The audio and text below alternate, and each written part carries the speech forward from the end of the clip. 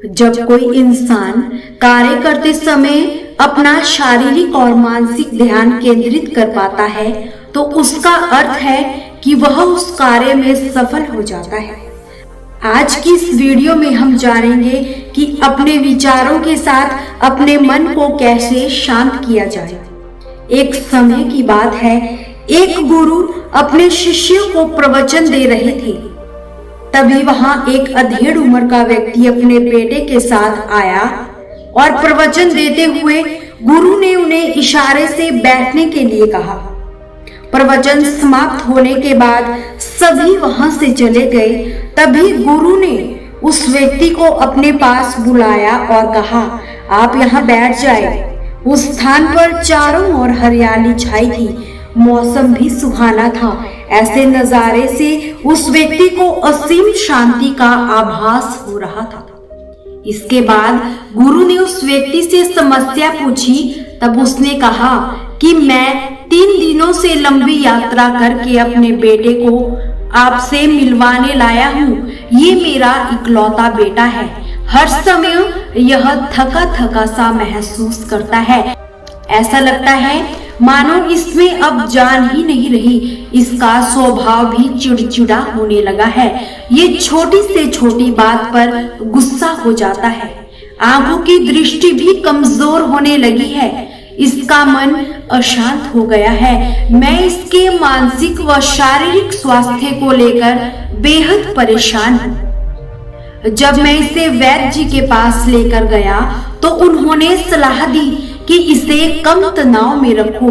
ये तनाव अधिक लेता है, यही कारण है कि इसकी ऐसी हालत हो गई है। लेकिन गुरुवर, मुझे उनके समझाने पर भी तनाव का मतलब समझ नहीं आया। मुझे नहीं पता कि आखिरी तनाव होता क्या है, ये किन कारणों से होता है और उसे अपने बेटे के दिमाग से कैसे निकालूं। इसीलिए मैं आपके पास आया हूँ। कृपया आप मेरी इस समस्या का समाधान कीजिए। ये सुनकर उसके बेटे को गुरु ने ध्यान से देखा। उसके बाद गुरु उस व्यक्ति से कहते हैं, तनाव लेना तो कोई भी नहीं चाहता, लेकिन फिर भी तनाव ऐसा है जो लोगों के दिमाग को दीमक की तरह पकड़ लेता है।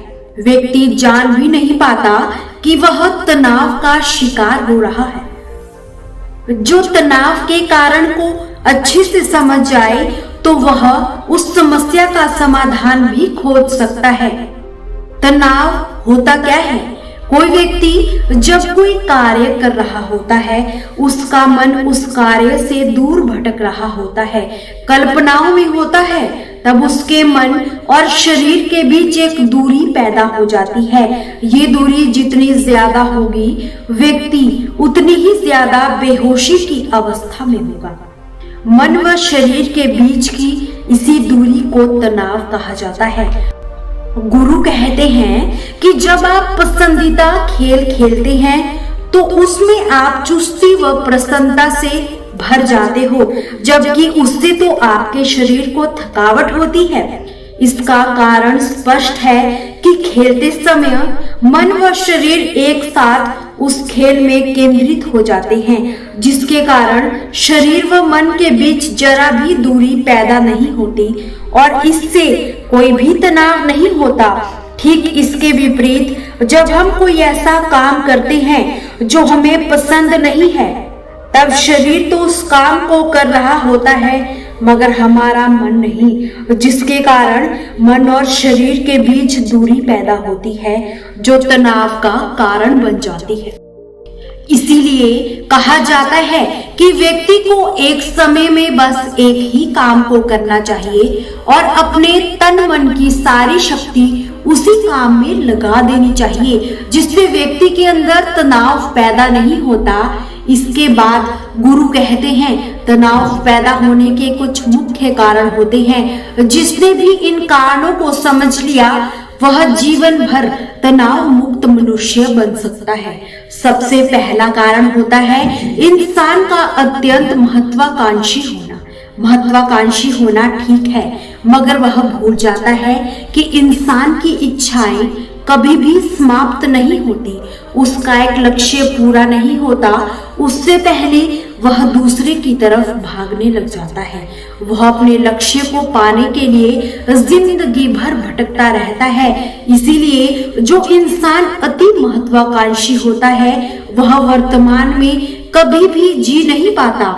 उसका मन हमेशा भविष्य की योजनाएं बनाने में ही लगा रहता है। उसका शरीर भले ही वर्तमान में हो मगर मन हमेशा ही आगे की ओर भटकता रहता है, जिससे मन व शरीर के बीच दूरी पैदा हो जाती है और वह तनाव भरा जीवन जीने लगता है। व्यक्ति ने कहा, इसका मतलब तो ये हुआ कि हमें लक्ष्य नहीं बनाने चाहिए। लक्ष्य बनाना भी तो एक तरह से महत्वाकांक्षी ही है। इस पर गुरु ने कहा, जीवन में लक्ष्य बनाना कोई गलत नहीं है, लेकिन समस्या तो तब पैदा होती है जब इंसान अपना पूरा ध्यान उस लक्ष्य के परिणाम पर ही लगा देता है और हमेशा ही उसके परिणाम की चिंता में लगा रहता है। इंसान को वर्तमान में जीना आना चाहिए। आप लक्ष्य जरूर बनाइए, उसके लिए कड़ी मेहनत भी करिए, लेकिन साथ ही आपको वर्तमान समय का भी ज्ञान होना चाहिए, क्योंकि वर्तमान ही सत्य है। तनाव का और कारण है घृणा। जब इंसान जलन व घृणा से भर जाता है तो उसके मन में सड़न होने लगती है। घृणा को एक आंतरिक घाव भी माना जाता है। इंसान के शरीर का घाव तो भर जाता है, लेकिन मन का घाव कभी नहीं भर पाता।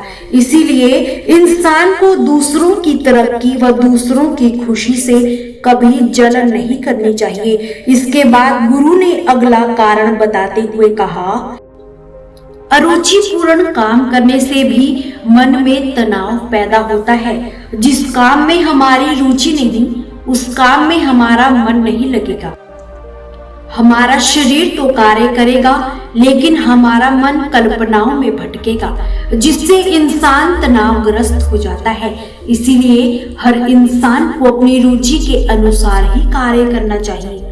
आगे गुरु कहते हैं, तनाव का एक बड़ा कारण ये भी है कि किसी दूसरे से अपेक्षाएं रखना।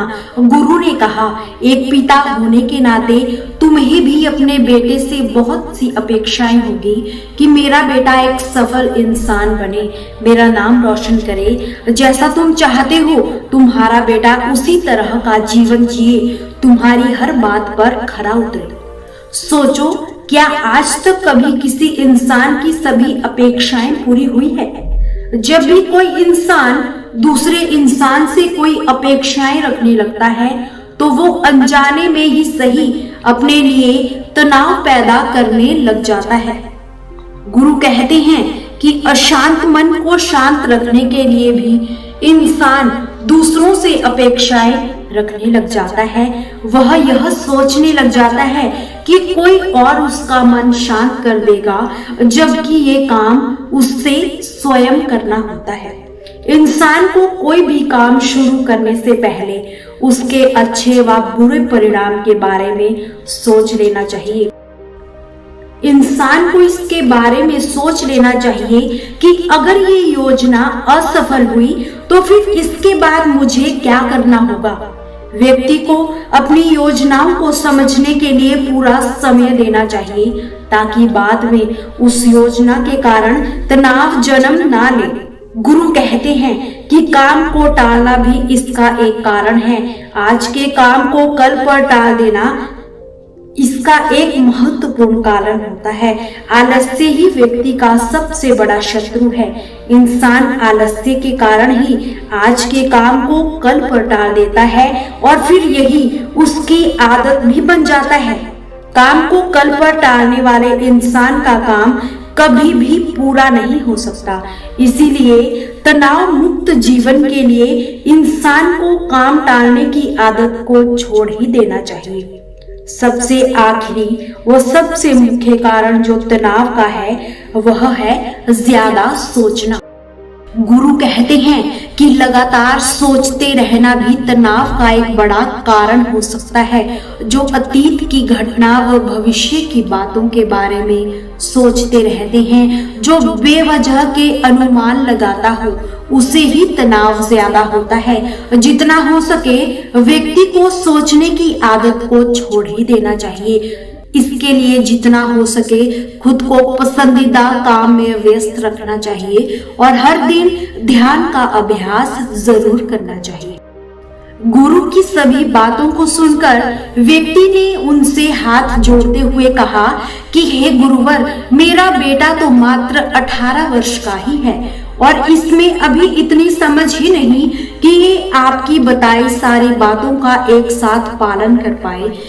आप कृपया इसके अनुसार तनाव मुक्ति का आसान तरीका बता दीजिए जिससे मेरा बेटा उसका अनुसरण कर सके। और गुरु ने कहा, अगर इतनी सारी बातों का पालन नहीं कर सकते तो इसके लिए बहुत आसान सा तरीका है। वो तरीका है कि एक बार में केवल एक ही काम पर ध्यान लगाओ, उस समय बस उसी काम को करो, सिर्फ उसी पर अपना पूरा ध्यान लगा दो। और अगर मन इधर उधर भटकता है तो तुरंत मन को उसी काम में लगा दो। यही सबसे आसान व अच्छा तरीका है तनाव मुक्त रहने का। व्यक्ति गुरु की कही बातों से संतुष्ट होकर गुरु के चरणों में आभार प्रकट करता है। दोस्तों, उम्मीद है आप भी इन विचारों पर जरूर अमल करेंगे व अपने जीवन को एक अच्छी राह पर ले जाएंगे। दोस्तों, आपसे फिर मुलाकात होगी ऐसी ही प्रेरणादायक विचारों के साथ। अंत तक जुड़े रहने के लिए आप सभी का धन्यवाद। हमसे ऐसे ही जुड़े रहने के लिए चैनल को सब्सक्राइब जरूर कीजिए।